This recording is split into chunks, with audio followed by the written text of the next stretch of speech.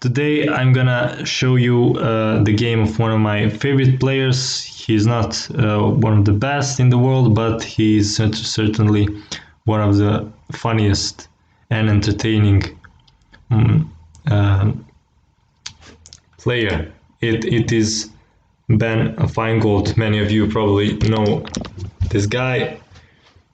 Never play F3 and other cool sentences that he constantly repeats.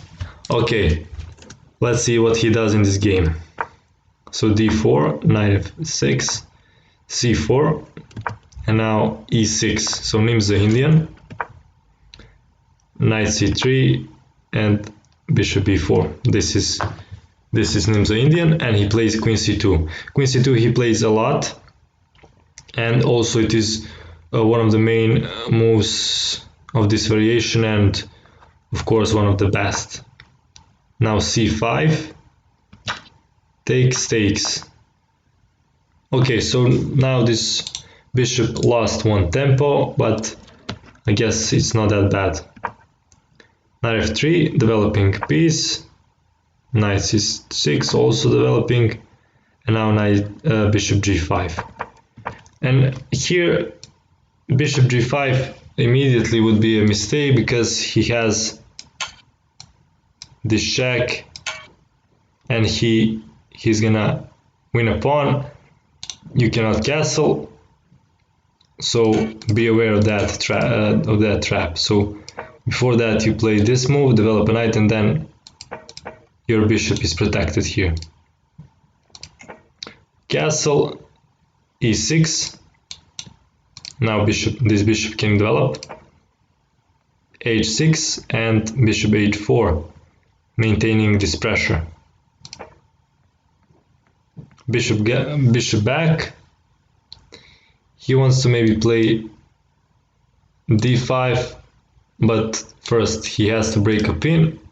And in the game actually he wants to set up pawns on his third rank, so that's why this bishop goes back, so it cannot be trapped behind his pawns, in front of his pawns. Bishop e2 developing, and b6. He wants to develop the bishop. Castle, bishop b7, and now rook a to d1, of course, rook in the open file, putting a pressure on this pawn. d6, and now doubling up the rook. So this is a nice strategy. This pawn is potentially weak, and we are doubling on the open file to put a pressure on that weakness. Rook c8, also putting the pressure on this pawn. This is a half open file, so that's a good move also. And now doubling on the d file. a6, so now he has that structure. It is called I'm not sure how, hedge something.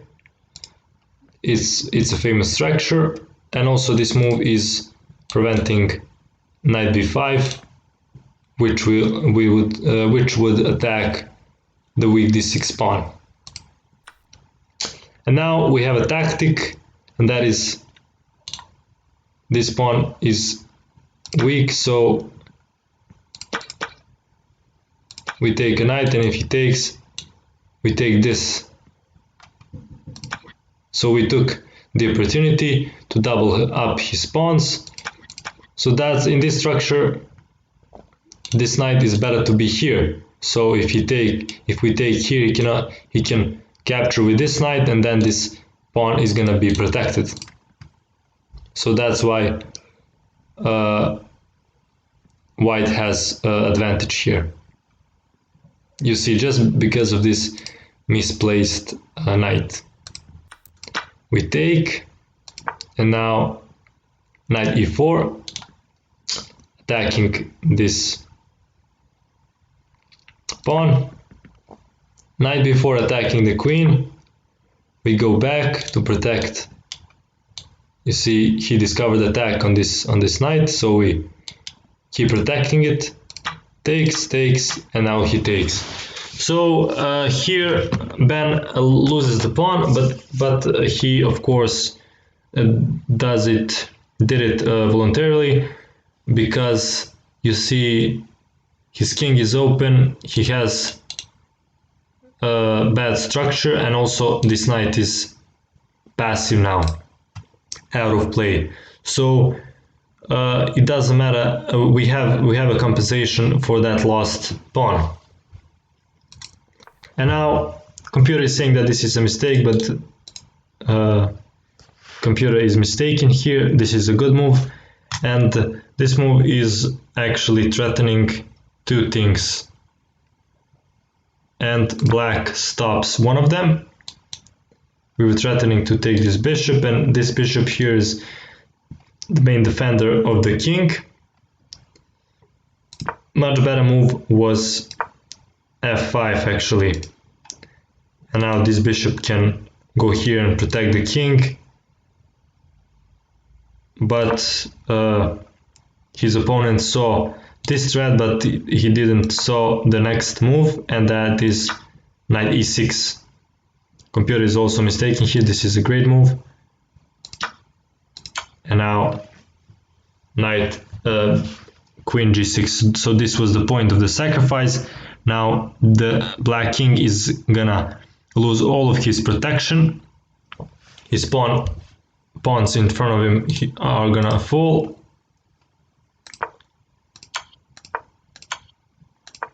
And now we just have to get a rook here on any of these squares, and it is going to be a checkmate. And here Ben did not play the best move. There were better moves like this move, and maybe play this and then put the bishop here and checkmate, something like this. Or the best move was actually bishop d3, and if he takes, we take, and then we push this pawn, so this rook can go here. But anyways, Ben played this move. This was, I guess, the only mistake he made. His opponent protected, and now Ben played really nice move, bishop f5. So bishop f5, his opponent is always wants to play this move, and then if we come with the rook here, we cannot give a check here because this is protected, and and this is gonna be difficult for us. That's why it's a good strategy if he wants to move a pawn, and it would be really good if he cannot move that pawn, you put a piece in front of that pawn, and then that pawn cannot move anymore. And now this is all logical. He has to do this. Now he's surviving somehow. We get the last piece into the game, go after the king. He's two pieces up, but his position is really difficult, beyond salvation. Now he plays, I guess, the last mistake. He could somehow maybe survive, but probably also is gonna be worse after this move, because if we give a check here, he takes, we give a check, then he can block with queen, and this rook is gonna be protecting that queen. But he did not saw that. He played queen d8. He intended to capture here if we give a check here, but Ben has this simple move, rook f3, trying to give a check on h3. f4,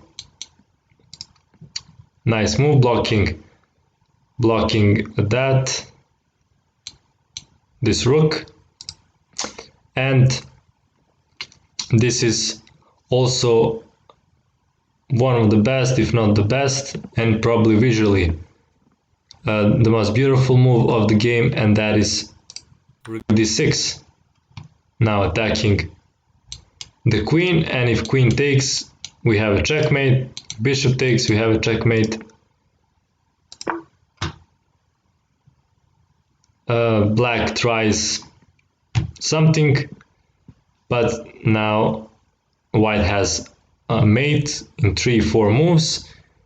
Ben did not find the best mate, fastest mate, but he found a mate, and that's good enough.